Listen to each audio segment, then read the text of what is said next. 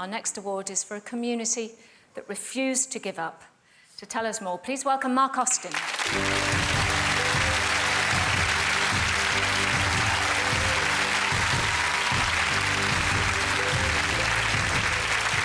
you very much indeed, Carol. 24 years ago, as a young reporter, I was sent to cover one of the most appalling sporting tragedies in British history, the Hillsborough disaster. I remember that terrible day most of all for the suffering of the families involved, and the suffering has never really ended. For years, they were let down by the police, the politicians, and the judicial system. But despite this, they refused to let their loved ones' voices be forgotten. The 15th of April 1989 is remembered as one of the darkest days in football's history. It turned out to be the greatest ever sporting disaster that Britain had ever seen. The appalling crush at Hillsborough claimed the lives of 96 Liverpool supporters, men, women and children. Oh, it was horrific. Those people went to watch a football match that never came back. Margaret Aspinall's 18-year-old son James was among the victims. I didn't find out my son died at Hillsborough till 6 o'clock the following morning. As an anguished city mourned its dead, there was one more casualty: the truth. In an attempted cover-up, the police fed the press false allegations which put the blame squarely on the fans. That caused the first start of the mudslinging towards our fans and our survivors. What an absolute disgrace. Our loved ones didn't do anything wrong. They went to watch a football match. The official verdict that the deaths were accidental also caused huge distress. I wrote to the coroner. I said, do not send me my son's death certificate until I have the right verdict. Margaret, along with other bereaved family members, set out on a mission to find the truth. They were, by and large, working-class families who'd never had to stand up and take the establishment on in this way before. We knew we had a big fight on our hands. Over 2 decades, the families have endured numerous legal inquiries, but none of them revealed the full story of what happened. We had a brick wall up against us and we couldn't break that brick wall down. Very few people believed them. They actually thought they were conspiracy theorists. They wouldn't let it lie. You know, shut up and go away. But the families refused to surrender. Every year, they organised a service to remember the dead and give voice to their anger. When we felt as though the world was against us, we've always had each other. Politicians were never invited, but in 2009, they made an exception. I had a feeling it might be a good thing, especially on the 20th anniversary. The families allowed Andy Burnham, then a cabinet minister, to address the crowd. Then the chance of justice came out. He was visibly shaken by what he saw. Things had to change. You know, I'm now in this 110%. I'm with you all of the way, and we won't leave any stone unturned. Witnessing the sense of injustice, Andy persuaded the government to launch another inquiry. And last September, the panel gave their findings. Today's report is black and white.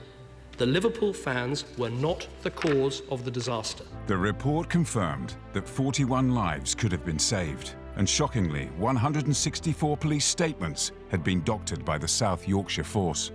The depth of the cover-up is a disgrace. Now, with a fresh coroner's inquest ordered and new inquiries into the disaster and the conduct of the police, justice may be in sight. 24 years ago when I lost my father, I swore at his graveside that I would never give up fighting for the truth. We knew we were never, ever going to give up on our loved ones. Those families with no great knowledge of the law overturned the greatest cover-up in the history of British justice.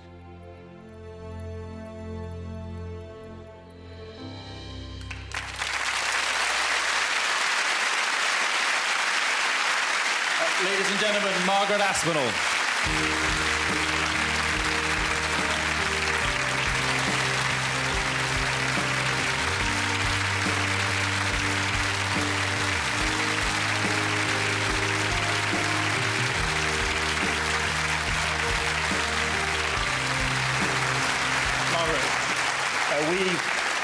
We've spoken many times since 1989. Give us a sense of what this fight has been like. It's been one hell of a journey. It's not been easy. Every step we took, it's been hard for all the families, but it's been just as hard for all the survivors and the fans who were there that day. And they're the ones that needed the truth and justice as well as the families. And do you think now that you do have justice, and how does it feel now to have achieved that? No, we've not had justice. We've got a long way to go for justice. What we've had is the truth. We're still fighting for justice.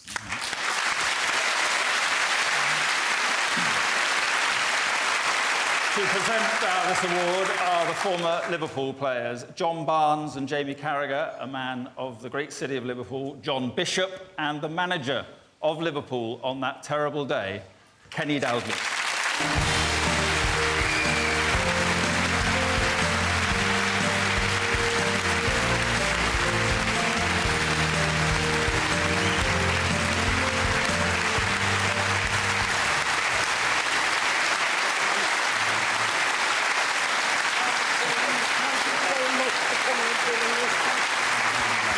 Thank you so much for coming.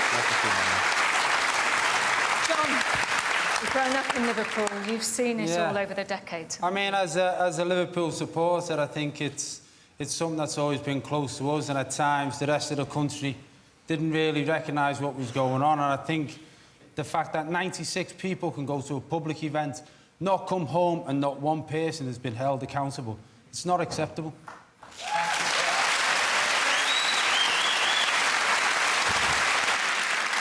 I'm just so pleased now that the truth, not for me or for people who know, but for everybody else, will now look at Liverpool, the city, the fans in a different light.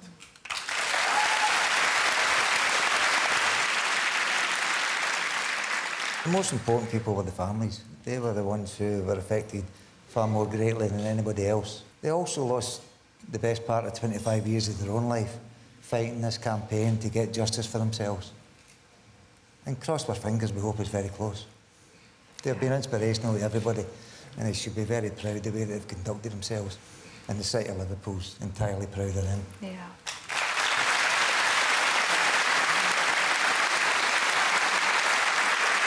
Thank you to the great city of Liverpool and to Margaret Aspinall, who's representing all of the families who lost their loved ones that terrible day. Margaret Aspinall.